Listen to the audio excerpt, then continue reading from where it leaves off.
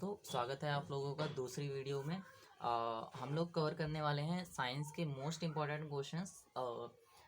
8th question करते हैं। 7 question हमने पहली वीडियो में कवर कर लिए थे। 8th क्वेश्चन क्या कह रहा है? 8th क्वेश्चन कह रहा है a wire is stretched so that its length becomes 6/5 times of its original length. if the original resistance is 25 ohm, find its new resistance। तो देखिए हमारे पास क्वेश्चन में पहले गिवन क्या क्या है उसको हम लिख लेते हैं। रेजिस्टेंस हमारे पास दिया हुआ है कितना, 25 ओम का रेजिस्टेंस दिया हुआ है, ठीक है। उसके बाद हमें कहा गया है कि जो हमने वायर को स्ट्रेच करके, दैट मीन्स कि खींच करके 6/5 times of its original length कर दी है। तो अभी क्या है ना, हमारे पास ओरिजिनल लेंथ है, मतलब कि ओरिजिनल लेंथ नहीं है हमारे पास, बस नई वाली लेंथ है कि नई वाली लेंथ जो है वो ओरिजिनल लेंथ के 6/5 टाइम्स है। तो ऐसे में हम क्या करेंगे, ओरिजिनल लेंथ को लेट कर लेंगे L, let the original length of the wire be L and the area of cross section be A. Area क्यों लेट किया है अभी आगे पता लगेगा। अगर हमने लेंथ को एल लेट कर लिया और एरिया को ए लेट कर लिया तो रेजिस्टेंस क्या हो जाएगा बच्चों, रो एल अपॉन में ए। और हमें पता है रेजिस्टेंस हमें दे रखा है 25 ओम। अब हम मान लेते हैं कि जब वायर को स्ट्रेच किया गया तो उसकी जो नई लेंथ आई वो हो गई एल डैश। एल डैश कितनी हो जाएगी according to question, 6/5 times of original length, that means कि 6/5 of L. Now if the length of the wire is increase, देखो बच्चे किसी भी चीज़ की अगर लेंथ हम इंक्रीज करते हैं, स्ट्रेच करके अगर हम इंक्रीज कर रहे हैं लेंथ, तो जाहिर सी बात है उसका एरिया कम हो जाएगा। मतलब कि अगर हम वायर की लेंथ को इंक्रीज कर रहे हैं तो इस केस में इसका जो एरिया हो जाएगा बच्चों वो कम कम हो जाएगा। ये आपकी जो नई लेंथ है एल डैश और ये जो आपका नया एरिया है ए डैश, एरिया कम हो जाएगा तभी लेंथ बढ़ पाएगी। लेकिन दोनों का जो वॉल्यूम होगा वो सेम रहेगा। तो volume of original length will be equal to volume of stretched wire, volume of original length. इसका वॉल्यूम कैसे निकालेंगे, जैसे कि हमारे पास एक सिलेंडर दिया होता है तो उसका वॉल्यूम कैसे निकालते हैं, उसका वॉल्यूम निकालते हैं 2πr/h। यहाँ पे पाई आर स्क्वायर एच। तो यहाँ पे पाई आर स्क्वायर क्या होता है, पाई आर स्क्वायर होता है इसका नीचे वाला एरिया, और एच क्या होता है, एच होती है इसकी लेंथ। तो वही हमने कर दिया, लेंथ इंटू एरिया ओरिजिनल वाले वायर की is equal to L dash into A dash नए वाले वायर की। L dash L is equal to A, L dash हमें पता है 6/5 टाइम्स ऑफ एल है इंटू ए डैश। यहाँ से आप ए डैश की वैल्यू निकालोगे तो बच्चे वो आ जाएगी, एल से एल कैंसिल हो जाएगा, 5a/6। यानी कि जो नया एरिया आएगा, जो नया एरिया आएगा वो पुराने वाले एरिया के 5/6 टाइम्स हो जाएगा। अब जो नया रेजिस्टेंस होगा उसको कैसे निकालेंगे, नए रेजिस्टेंस में सारी वैल्यूज हम नई रखेंगे, रो एल डैश अपॉन में A dash. So R dash is equal to rho L dash कितना गिवन है अपने को, एल डैश है कि 6/5 टाइम्स ऑफ एल है, और ए डैश कितना है, ए डैश है हमारे पास 5/6 टाइम्स ऑफ ए है, ठीक है। अब देखो आर डैश कैसे निकाल सकते हैं, यहाँ से यहाँ पे हमने कर दिया था ऊपर ले जा करके क्रॉस मल्टीप्लाई करेंगे तो ये हो जाएगा 6/5 मल्टीप्लाई बाय 5/6, ठीक है। इसको सॉल्व करेंगे तो ये हो जाएगा रो एल अपॉन में ए, ये ऊपर जाएगा तो 6/5 हो जाएगा, एक्चुअली 36/25, ठीक है। अब हमें पता है कि रो एल अपॉन में ए, यहाँ से हम देखते हैं कि रो एल अपॉन में ए की वैल्यू 25 गिवन हो चुकी थी। तो हम रो एल अपॉन में ए की जगह 25 रख देंगे इंटू 36/25। 25 से 25 कैंसिल, नया जो रेजिस्टेंस आया वो कितना हो गया, 36 ओम हो गया। Therefore the new resistance of the wire will be equal to 36 ohm. आप इसको क्या नाम है, हाईलाइट कर सकते हो एग्जाम में इस तरीके से, ठीक है। आगे चलते हैं नेक्स्ट क्वेश्चन की तरफ। नेक्स्ट क्वेश्चन हमारा क्या कह रहा है, नेक्स्ट क्वेश्चन है, देख लीजिए आप लोग, two resistors of resistances 2 ohm and 4 ohm are connected in series. यानी कि हमारे पास दो रेजिस्टेंसेस दिए हुए हैं, 2 ओम के और 4 ओम के, उनको सीरीज में कनेक्ट किया गया है with a battery of 6 volt with an ammeter, हमने एमीटर भी लगाया है to measure the current through 4 ohm resistance and a voltmeter 2 volt to measure the voltage across 2 ohm resistor with a close plugged key. तो सबसे पहले part में तो हमें इसका सर्किट डायग्राम बनाना है। तो देखो बच्चे हमारे पास दो रेजिस्टेंस दिए हुए हैं R1 और R2, एक दिया हुआ है 2 ओम का, एक दिया हुआ है 4 ओम का, दोनों को सीरीज में लगाना है तो हमने दोनों को सीरीज में लगा दिया है। इसके बाद क्या कह रहा है, with a battery of 6 volt, 6 volt की बैटरी भी हम ले आए हैं यहाँ पे, with an ammeter to measure the current, हमने यहाँ पे एमीटर से जोड़ दिया है पूरे सर्किट को, क्योंकि एमीटर को सीरीज में लगाया जाता है इस वजह से सीरीज में लगा दिया है। और एक प्लग भी लगाई गई है जो कि क्लोज है, प्लग हमने लगा दी क्लोज प्लग। क्वेश्चन में ये भी कहा गया है कि हमने एक वोल्ट मीटर यूज़ किया है जो 2 ओम वाले रेजिस्टेंस का वोल्टेज मेज़र करेगा। तो हम यहाँ पे एक वोल्ट मीटर भी लगा देंगे। 2 ओम के रेजिस्टेंस के अक्रॉस वोल्ट मीटर आ गया है। ठीक है, तो ये हमारा रिक्वायर्ड सर्किट डायग्राम है। ठीक है, ये हमारा रिक्वायर्ड सर्किट डायग्राम था ए पार्ट। सेकंड पार्ट में क्या कहा जा रहा है? सेकंड पार्ट में कहा जा रहा है calculate the readings of ammeter and voltmeter. हमको देखो एमीटर और वोल्ट मीटर की रीडिंग बतानी है, यानी कि एमीटर जो बताता है वो बताता है करंट, और एमीटर क्योंकि सीरीज में लगा हुआ है, सारी चीज़ें सीरीज में लगी हुई हैं, तो जो करंट यहाँ से निकलेगा बच्चों, जो करंट आई यहाँ से निकलेगा वही करंट इस एमीटर में जाएगा और वही करंट पूरे सर्किट में दौड़ेगा। दैट मीन्स कि हमें पूरे सर्किट का करंट निकालना है। तो reading of ammeter will be equals to current flowing in a circuit. ठीक, बाय ओम्स लॉ हमारे पास है I is equals to V upon में आर। अब वोल्टेज तो हमें पता है 6 वोल्ट, लेकिन रेजिस्टेंस नहीं पता, टोटल सर्किट का रेजिस्टेंस नहीं पता, इंडिविजुअल रेजिस्टेंसेस पता है। तो इंडिविजुअल रेजिस्टेंसेस का हम टोटल रेजिस्टेंस कैसे निकालेंगे? R1 plus R2। यहाँ पे इंडिविजुअल सम इसलिए किया गया है because R1 and R2 are in series, क्योंकि ये दोनों सीरीज में जुड़े हुए थे। R1 कितना दिया हुआ है हमारे पास? R1 दिया हुआ है 2 ओम, R2 दिया हुआ है हमारे पास 4 ओम, दोनों को ऐड कर देंगे, ये आ जाएगा 6 ओम। ठीक है, अब करंट की बात करते हैं। करंट कैसे निकालेंगे? 6 वोल्टेज यानी कि V अपॉन में R, रेजिस्टेंस कितना आ चुका है? 6 ओम। यहाँ से करंट की वैल्यू निकालेंगे तो आ जाएगा वो 1 ampere. Therefore the reading of ammeter would be 1 ampere. आगे चलते हैं, इसी का आगे हमें निकालना था कि reading of volt meter. Reading of volt meter जब हम निकालेंगे, और वो भी बोला गया है कि वोल्ट मीटर को हमने 2 ओम रेजिस्टेंस के अक्रॉस लगाया है, तो अगर रीडिंग ये जो बता रहा होगा वोल्ट मीटर, ये केवल 2 ओम के रेजिस्टेंस के अक्रॉस जितना वोल्टेज है वही बताएगा। तो हमें पता है by Ohm's law V is equals to I R. अब हम देख लेते हैं कि इस 2 ओम रेजिस्टेंस के लिए करंट क्या है। करंट वही है जो, देखो करंट यहाँ से आएगा, यहाँ से, यहाँ से, यहाँ। करंट यानी कि वही है जो पूरे सर्किट का करंट था, दैट इज़ 1 एम्पेयर। करंट आपका वही है 1 एम्पेयर। और रेजिस्टेंस कितना है? क्योंकि हम 2 ओम के अक्रॉस वोल्टेज देखना चाह रहे हैं, तो रेजिस्टेंस कौन सा यूज़ करेंगे? 2 ओम वाला। तो यहाँ पे रेजिस्टेंस आ गया है 2 ओम, दोनों को मल्टीप्लाई करेंगे तो 2 वोल्टेज हमारे पास आ चुका है, वोल्टेज अक्रॉस रेजिस्टेंस 2 ओम। ठीक है, तो 2 वोल्टेज रेजिस्टेंस आ गया। अगले क्वेश्चन की तरफ चलते हैं। अगला क्वेश्चन है हमारे पास, देख लीजिए बच्चों एक बार। अगला क्वेश्चन है an electric refrigerator rated 400 watt operates 8 hours per day. What is the cost of energy to operate it for 30 days at a cost of 3 rupees per kilowatt hour? अब क्वेश्चन में हमें क्या क्या गिवन है, पहले वो सारी चीज़ें लिख लेते हैं। हमें सबसे पहले तो 400 वॉट दे रखा है, तो 400 वॉट क्या होगा? 400 वॉट होगा हमारा पावर। 400 वॉट हमें पावर गिवन है। उसके बाद टाइम ऑपरेटेड पर डे ये 8 आवर्स पर डे क्या नाम है, ये ऑपरेट किया जा रहा है।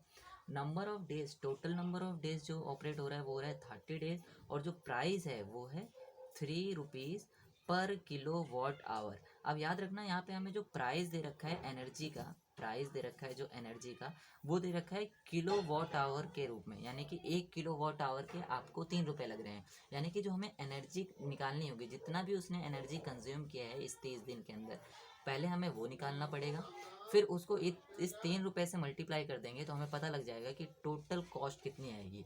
तो सबसे पहले तो एनर्जी निकाल लेते हैं। एनर्जी का फॉर्मूला क्या होता है? Power into time. पावर कितना गिवन है? 400 वॉट, मल्टीप्लाई बाय टाइम कितना गिवन है? 8 आवर्स। अभी ये जो आएगा ये 1 डे का आएगा, ये आएगा 1 दिन का। ठीक है, आप कहोगे भैया आवर्स को टाइम सेकेंड्स में क्यों नहीं कन्वर्ट किया? क्योंकि हम किलो वॉट आवर में आंसर निकालना चाहते हैं, आवर में ही आंसर निकालना चाहते हैं।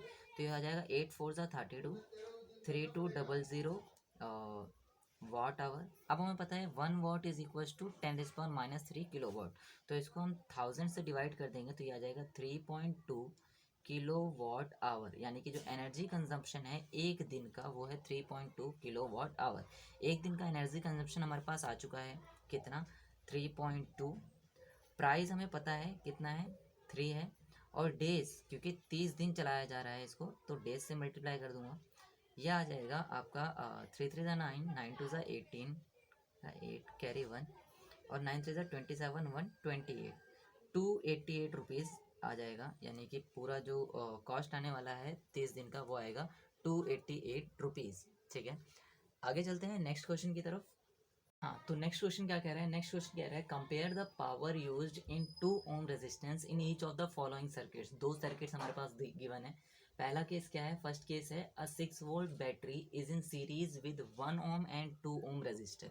ठीक है, तो हमने 6 वोल्ट की बैटरी लगा दी है, 1 ओम और 2 ओम का रेजिस्टेंस कैसे है, सीरीज में है। ठीक है, हमें क्या निकालना है, हमें निकालना है पावर कंजम्पशन। अब पावर कंजम्पशन के लिए फॉर्मूले अपने पास कौन कौन से हैं, एक है P is equal to I square R, एक है फॉर्मूला हमारे पास वी आई, और एक फॉर्मूला है हमारे पास वी स्क्वायर अपॉन में आर। तो यहाँ पे बच्चों कभी भी सीरीज में दिया हो और किसी एक रेजिस्टेंस के अक्रॉस आपको पावर निकालनी हो तो आप ये वाला फॉर्मूला यूज़ करेंगे। क्यों, क्योंकि अगर आप वी आई वाला फॉर्मूला यूज़ करेंगे तो आपको पहले इसके अक्रॉस वोल्टेज निकालना पड़ेगा, टोटल सर्किट का करंट भी निकालना पड़ेगा। वी स्क्वायर अपॉन में आर यूज़ करेंगे तब भी आपको इसके अक्रॉस वोल्टेज निकालना पड़ेगा। ठीक है, लेकिन जो करंट होगा सीरीज के अंदर निकाल रहे हैं, तो जो करंट होगा सर्किट का, पूरे सर्किट का जो करंट होगा वो इस 2 ओम का भी करंट होगा। तो इस वजह से आई स्क्वायर आर कंपेरेटिवली ईजी होता है निकालना। ठीक है, this means for calculating power, यानी कि पावर कैलकुलेट करने के लिए पहले अपने को क्या निकालना पड़ेगा, पहले अपने को करंट निकालना पड़ेगा सर्किट का। और करंट कैसे निकलता है, करंट हमारा निकलता है I is equal to V upon में आर वाले फॉर्मूले से। तो वोल्टेज तो हमें पता है सर्किट का, लेकिन टोटल रेजिस्टेंस निकालने के लिए R1 प्लस R2 करना पड़ेगा। अगेन वही बात, because they are in series, because they are in series, क्योंकि ये दोनों सीरीज में लगे हुए हैं, इस वजह से डायरेक्टली हमने ऐड कर दिया है 1 ओम प्लस 2 ओम, ये आ जाएगा आपके पास 3 ओम का रेजिस्टेंस टोटल रेजिस्टेंस है। अब बाय ओम्स लॉ हमारे पास क्या है बच्चे, I is equal to V upon में आर। वोल्टेज हमारा 6 वोल्ट दिया हुआ है क्वेश्चन में, और रेजिस्टेंस 3 ओम हम अभी हमने कैलकुलेट किया है, तो इससे करंट की वैल्यू आ जाएगी 2 एम्पेयर। हमें क्या निकालना था, पावर अक्रॉस 2 ओम। तो पावर का फॉर्मूला होता है आई स्क्वायर आर। अब जो करंट आई यहाँ से जा रहा है वही करंट इस 2 ओम सर्किट के अंदर भी जाएगा, तो दैट मीन्स कि आई की वैल्यू तो सेम होगी, 2 एम्पेयर का स्क्वायर इंटू रेजिस्टेंस। रेजिस्टेंस कौन सा यूज़ करेंगे, ये वाला रेजिस्टेंस नहीं यूज़ करेंगे, हम 2 ओम का रेजिस्टेंस यूज़ करेंगे। क्यों, क्योंकि हमें पावर अक्रॉस 2 ओम निकालना है। 2 ओम सॉल्व करेंगे, 2 टू द 4, 4 टू द 8, और पावर की ऐसा यूनिट क्या होती है, वॉट। 8 वॉट हमारे पास आंसर आ जाएगा। अब ये इसी का सेकंड पार्ट देखिए बच्चे, सेकंड पार्ट में हमें कहा गया है कि 12 ओम और 2 ओम के रेजिस्टेंस को हमने पैरेलल में लगा दिया है। तो कभी भी पैरेलल में अगर लगाया जाएगा तो पावर का जो फॉर्मूला हो जाएगा वो यूज़ करेंगे हम वी स्क्वायर अपॉन में आर, बिकॉज वी स्क्वायर जो होता है, वी स्क्वायर पावर, मान लीजिए हमने दो रेजिस्टेंसेस को लगा दिया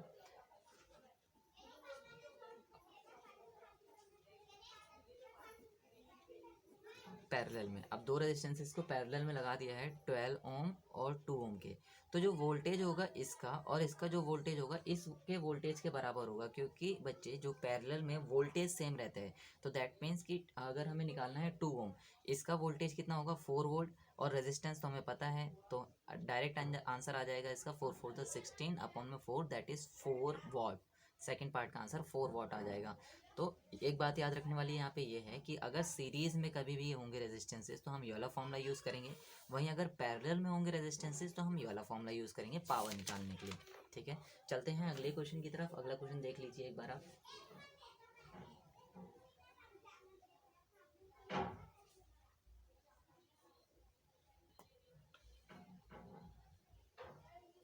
अगला क्वेश्चन कह रहा है what happens to the resistance and resistivity of the wire in the following cases.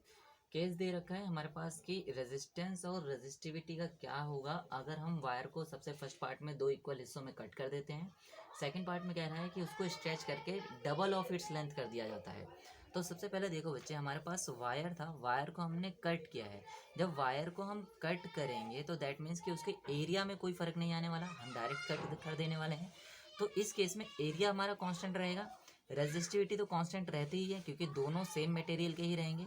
तो इस केस में अगर ये दोनों चीज़ें कांस्टेंट हैं तो हमारा रेजिस्टेंस लेंथ के डायरेक्टली प्रोपोर्शनल हो जाएगा। ठीक है, इसका मतलब है कि अगर हम लेंथ को दो इक्वल पार्ट्स में, दैट मीन्स कि L/2 टोटल लेंथ था हमारे पास L, उसको हमने L/2 और L/2 के पार्ट्स में अगर हमने काट दिया है तो जो रेजिस्टेंसेज होंगे वो भी R/2 हो जाएंगे, because length is directly proportional to resistance, और we can say that resistance is directly proportional to length.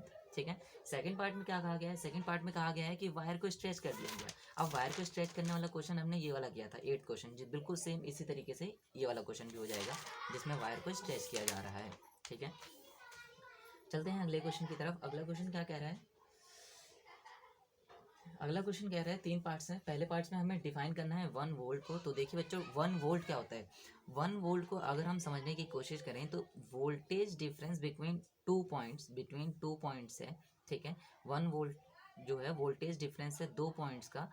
अगर एक इलेक्ट्रॉन कह सकते हैं या फिर यूनिट चार्ज कह सकते हैं, एक यूनिट चार्ज को यहाँ से यहाँ तक ले जाने पे 1 जूल का वर्क होता है, तो हम कहेंगे कि इन दोनों पॉइंट्स के बीच का जो पोटेंशियल डिफरेंस है वो 1 वोल्ट का है। ठीक है, तो हमें 1 वोल्ट यहाँ पे अगर पोटेंशियल डिफरेंस इन दोनों के बीच का देखें तो क्या होगा, work done to move an unit charge, एक यूनिट चार्ज को मूव करने के लिए। आप कहोगे भैया यूनिट चार्ज बोल रहे हो और इलेक्ट्रॉन लेके जा रहे हो, प्रोटॉन क्यों नहीं लेके जा रहे, बिकॉज जब भी चार्जेस के मूवमेंट की बात की जाती है तो इलेक्ट्रॉन से मूव करते हैं, क्योंकि आपके प्रोटॉन्स न्यूक्लियस के अंदर रिसाइड करते हैं तो वो तो मूव करेंगे नहीं, इलेक्ट्रॉन ही मूव करेंगे।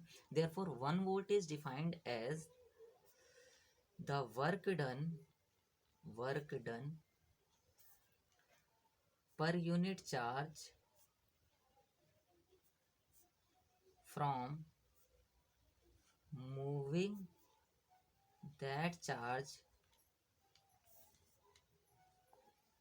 From point A to B। ठीक है, तो वर्क डन अगर एक defined as work done per unit charge, ये एक्चुअली में हमने वोल्टेज को डिफाइन किया है, 1 वोल्ट को नहीं डिफाइन किया है। 1 वोल्ट को डिफाइन करने के लिए हमें वर्क को 1 जूल लेना पड़ेगा और चार्ज को 1 कूलम लेना पड़ेगा। तो ये जो डेफिनेशन है ये है वोल्टेज की डेफिनेशन। ठीक है, अगर हमें 1 वोल्ट को डिफाइन करना है बच्चे, तो 1 वोल्ट को डिफाइन करने के लिए हम ऐसे डिफाइन करेंगे कि अगर एक इलेक्ट्रॉन को पॉइंट A से पॉइंट B तक लेकर जाने में 1 जूल का वर्क होता है, तो हम कहेंगे कि वोल्टेज जो है वो 1 वोल्ट है। ठीक है, आगे चलते हैं। अगला क्वेश्चन कह रहा है name the device used for measuring the potential difference, how it is connected in circuit. तो पोटेंशियल डिफरेंस को मेजर करने के लिए वोल्ट मीटर का यूज़ किया जाता है। एकदम प्रिसाइज वे में लिखेंगे आंसर्स को। और इसका आगे पूछा गया है कि हाउ इट इज़ कनेक्टेड, इसको हमेशा पैरेलल में जोड़ा जाता है। ठीक है, पैरेलल कनेक्शन। थर्ड पार्ट में चलते हैं। Calculate the work done to move charge of 2 coulomb between 2 points having potential difference of 6 volt. Question में क्या क्या गिवन है, हमारे पास चार्ज गिवन है, क्यू से डिनोट करते हैं 2 कूलम का, पोटेंशियल डिफरेंस वोल्टेज जो दे रखा है वो दे रखा है 6 वोल्ट का। अभी अभी हमने पढ़ा था voltage is equal to W upon में क्यू, तो अगर हमें वर्क डन निकालना है तो वो हो जाएगा V इंटू क्यू। वोल्टेज दे रखा है 6 वोल्ट और चार्ज हमारे पास दे रखा है 2 कूलम, मल्टीप्लाई कर देंगे ये आ जाएगा 12 जूल, यानी कि 12 जूल का वर्क डन होगा। ठीक है, तो थैंक यू बच्चों। अभी that's all for this video बच्चों। अगर आपको वीडियो हमारी अच्छी लगी है तो प्लीज़ हमें सब्सक्राइब कीजिए, अपने दोस्तों के साथ इस वीडियो को शेयर कीजिए, और अगर वीडियो से आपने कुछ सीखा तो ज़रूर वीडियो को लाइक कीजिए। आप अपने कमेंट्स भी कमेंट सेक्शन में डाल सकते हैं। That's all for this video, goodbye, take care.